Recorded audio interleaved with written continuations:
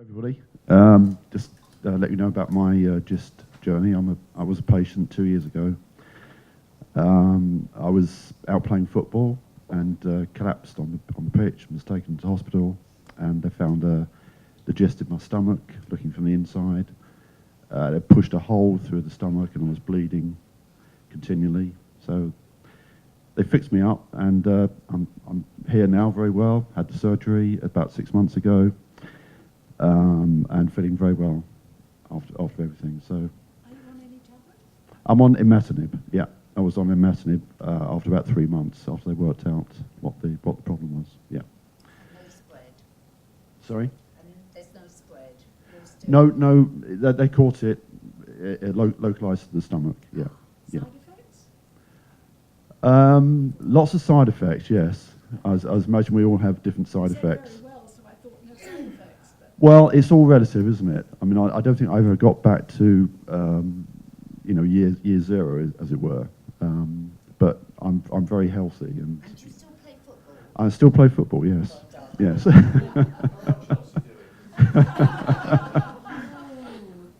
So as a result of the great support I had from the charity, I decided to become to see if I could help out.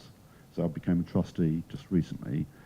And I'm going to look after the IT aspects of the charity, taking over from, we talked about Judith earlier and her great efforts in setting up the charity, and her husband David has been doing the IT for a similar length of time, and he's reached a grand old age now of quite a lot, and yes, just yesterday actually, yes. So hopefully we're having a handover, and I'll be taking on responsibility for that going forwards. So anyway, I'm here to tell you about GDPR, and I didn't know a lot about it about a month ago. So can we have the next? Yeah.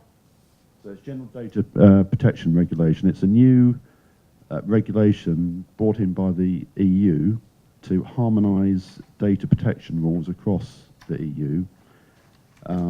That's what they want to do from the government side of things, but essentially for us as individuals, what they're trying to do is harmonise the data and give you more control, or give us more control of the data that organisations hold about us, and that includes charities as well as businesses. So that's the main thrust about the regulation. So it's giving you more control of your data and what's done with it. So as I said, we're bound by the regulations. So we have to make preparations for what we do with your data and how we set up the charities' structures to allow us to do the right things with your data. So at the moment, just in case you didn't know, is that everybody who signs up with the charity, that's mainly patients and carers, but we also have hospital representatives and medical people. We keep a record of all of you in the system. Okay, thanks. And this is what the GDPR, this is what the European Union regulation says about what we need to do with the data. I don't want to read it all out to you, but essentially there's a lot of rules that we're going to have to comply with, and if we don't, I know for an organisation that's a business, there will be big fines if we don't comply. I'm not quite sure what it means for the charity, because I don't think that concept applies to us being fined, but nevertheless, we will be doing our utmost to comply with the regulations. Okay. So why do we hold data? I mean, you're probably not aware of what it is that we're holding, because you just have an interaction with us along a number of lines, phone calls, emails, etc. But the main reason we hold the data is that we want to help you with your experience. We want to give you advice about about drugs, about other people with the same conditions, about surgery, about trials, about campaigns. We've just heard this morning from from Charlotte and Jane. Jane, did some good work on the regorafenib drug a couple of years ago to make sure that we got that installed as a drug that we could generally give to people in the UK. Another reason, and that's partly why we've allowed everybody to come here today, is that we can give you information about meetings. So if we got your data, we can stay in contact with you about meetings, trials, etc. And I suppose the last thing there that some of you probably do use and make good use of is the forum, where you can discuss amongst yourselves in an open email broadcast scenario, where you can discuss symptoms and side effects of drugs and best places to go for help, etc. So I'm sure you all find that quite useful. So all of that relates to information that we hold about you. So in terms of the way the information is held, there's a structured database, so that when you first contact us, we record your contact details and what type of member you are, whether you're a patient or a carer or a hospital rep or a medical person. And also in that forum I mentioned, there is information there, a lot of information that we can look at, but it's not a structured set of information. So I can't put in one person's name, if you like, and find that information, because it's just a huge bulk of emails. But nevertheless, all those emails that we're all writing to each other are held in an archive. So that means that we're holding personal data.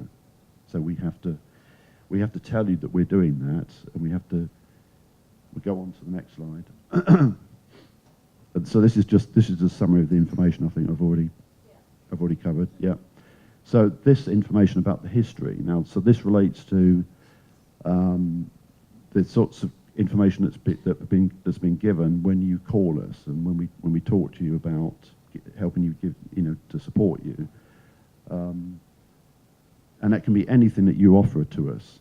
So the people on the helpline are qualified people. They know they've either had the disease or they're involved with people who have it, and they will be taking the information that you're providing to us, and we'll be putting that into an open format where we're recording your the history. So it's when you call us, we can know you and your position without having to go through it all from scratch every time.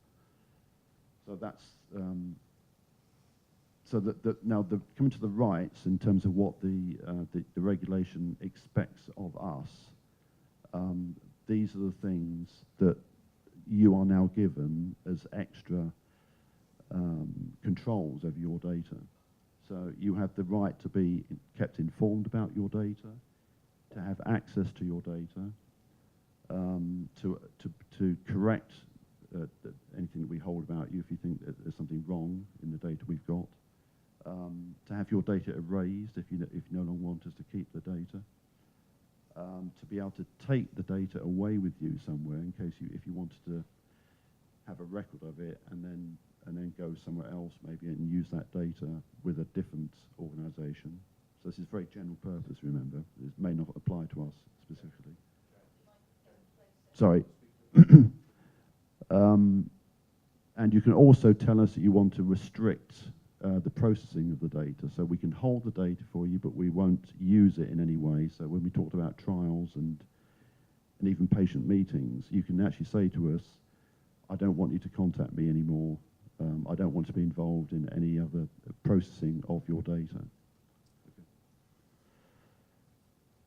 So just to finish up, what do we have to do now to get compliance, which we have to do within a couple of months? I'm sorry, but we're probably coming out of Europe, so Well, that's a good question. I think this is going to go ahead regardless. So this is going to be an independent development. Independent. How we align ourselves with the EU in the future relates to lots of other organisations and developments. But More work, isn't it? More paperwork, more money, more everything. it is, yes. But in the end, remember, it's the point is that it's for us as individuals to be given more control of personal data, because I mean this has all come about really because of the proliferation of digital technologies and the fact that our information can be shared much more easily between organisations and stolen, of course, not just shared, but actually. So that's another big point about this, is keeping the data secure. So to that end, we've got a form for you to read about your own personal data, which we've prepared for each one of you, which shows you what information that we are holding about you, and we would like you to consent for us to maintain that information, both as it is now and critically in future, because there will be more discussions, there will be more information taken. We want you to give us consent to hold that information, any information that we gather in the future.